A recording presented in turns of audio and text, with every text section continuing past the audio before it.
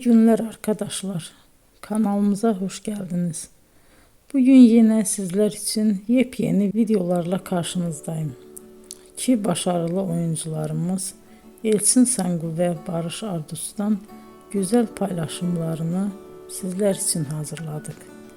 Elçin Sangu, Sevdim Alabora, Yalancı ve Mumları, Kiralık Aşk, İyi Günde Kötü Günde bu dizilerde rol almış ve herkes tarafından çok beğenilmiştir. Biz de Elçin Sangu ve Barış Ardus'tan en güzel sempatik fotolarını sizler için hazırladık.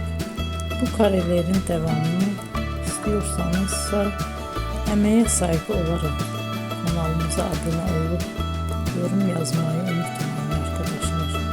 Teşekkür ederim.